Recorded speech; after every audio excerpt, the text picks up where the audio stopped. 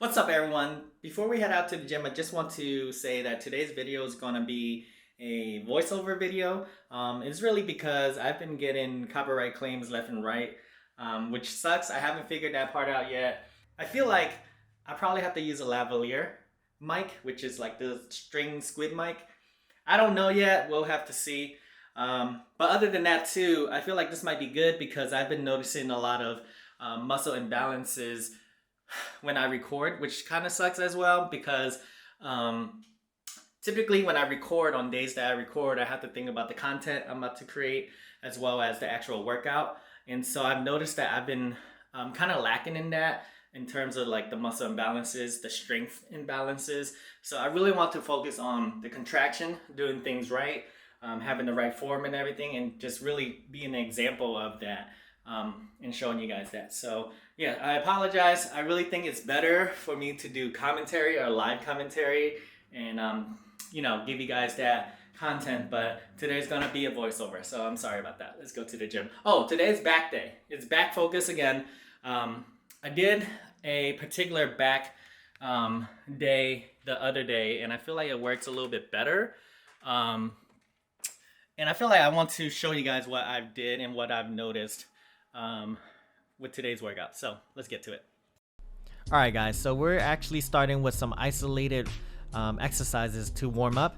Normally, I would just do some stretches. I stretched here before I hit record, but normally I would do some stretches and then I begin with some heavy compound movements. I found that has never worked for me for my back. I have no idea why. But the other day I thought, to myself, hey, let's just start with some isolated workouts and see if I can activate my lats. And this machine has helped me a lot. You can kind of see here, this is a, I believe it's a mid-back underhanded row.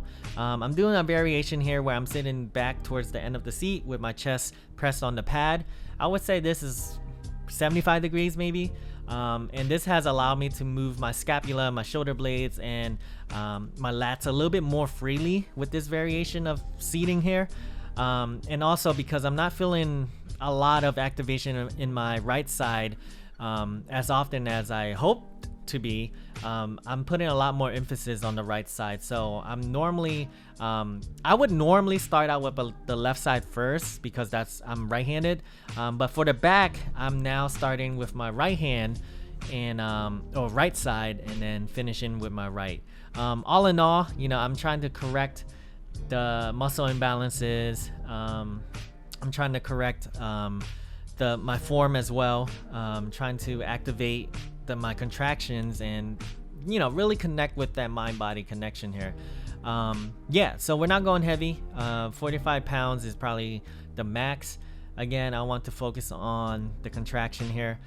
I did notice that my left side has a little bit more range of motion too, so that's where I'm really trying to focus and fix this issue before it gets worse. I also noticed that I'm not complaining here, but I really like that today's video I was able to focus a lot more on the actual workout, because I noticed that when I'm working out and I'm trying to create content, I tend to forget my form. I tend to have my mind, I'm multitasking a little bit too much where I can't really focus on one particular thing, and my mind is a little bit spread thin there. So I'm trying to give you guys content, trying to talk, make it entertaining, but also work out. And that has, I feel like that might have taken a toll on me a little bit in terms of my muscle imbalances. So it's great to be able to kind of, I guess, fix that here. So I hope you guys don't mind that either.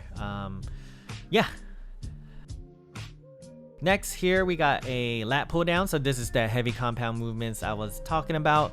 Normally I would do something like a deadlift into a lat pull down and then isolated workouts, but now we're doing it, I guess, opposite, where I'm doing the isolated workouts first and then hit the compound movements afterwards. So I know for sure that the lats and the muscles I need to recruit are ready and warmed up. I don't think we didn't hit deadlifts today. We were more focused on, again, the lats activation, and I didn't want to jump into deadlifts and get that mess that up with what I'm trying to accomplish here. So yeah, lat pull downs. Again, not trying to go too heavy here. Wow, I just noticed that I'm wearing a full Nike outfit, which was not planned. But yeah, and beanie gang all day. I think the max I did here for the lat pull downs was 90 pounds. Normally I max out at 130, 140. But I started out, I think the way I did it was first set I did 60, then next set 70, then next set 80, and then final set was 90. I adjust the reps accordingly, but yeah. Alright, so this machine here, I think it's technically a high row. I think on the machine itself, this hammer strength machine, it was just, I think it's just called front row. But I'm doing it underhand. I'm leaning back. That way I can hit the lats a little bit more, at least the bottom end of the lats. When you lean back, it makes it lower, and being that you're reaching high up top over your head, I feel like you got a better stretch in that. I also noticed too, and I hope you guys noticed this as well, when I'm focusing on trying to contract the muscle as I'm doing the workout, the tempo that I'm going at is very controlled, or at least I'm trying to be. I also think that when you're working out every single day of the week, it gets boring like really quick.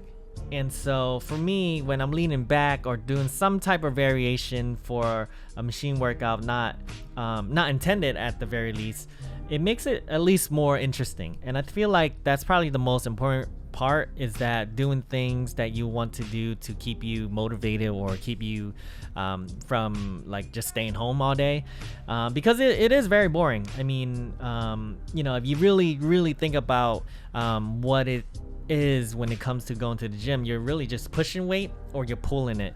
And so, you know, if you're doing the same things over and over and over, it gets really boring very quickly. Especially with me too. Even though I've been at this new gym for about a month now, I'm already starting to get bored with all the equipments, because it's essentially all the same thing. It's just maybe a slight variation here and there. There's definitely new machines that I enjoy, but you yourself got to make sure that you know, enjoy going to the gym. So this is one way to do it, is just, you know, doing some variations on machines that you have already tried on, and, you know, gets more life out of it, I guess. At this point, I remember it felt like I had two big balloons where my lats are at, so I'm trying to stretch it out. And like I said, if starting with heavy compound movements is too much, or it doesn't help you with, you know, muscle mind body connection or anything like that, do what I'm doing. You know, start out with isolation and then get to your compound movements. So this is not typical for my back workouts. This exercise here is a shoulder shrug. I'm doing it standard, but I wanted to add it so that I can work on my traps a little bit. If you notice that I'm not pulling directly vertically up and down, I'm trying to kind of go towards like 1 o'clock, if you can kind of picture it. That way I can move my shoulder blades a little bit more. Again, not typical. You don't have to do this particular part, but I just wanted to do it because, you know, it's part of your back. So all right, second to last workout for today. This is back extensions with the machine. Now I typically do the free weight back extensions, but you know, where you're holding the weights and you're going up and down. But I found that it recruits too much of your other muscles, like your glutes and your hammies. So this machine is almost like a great isolator for your lower back.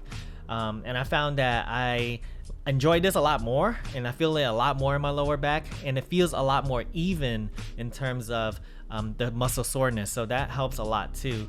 And please excuse what's going on the screen here. I don't like being rude and telling people not to walk in the way, so I kind of just let it go unedited. Oh, look at that gym. Yo, those gym bros in the back were really getting it. and shout out to them. They were going super heavy, going super hard too. So it's great to see that.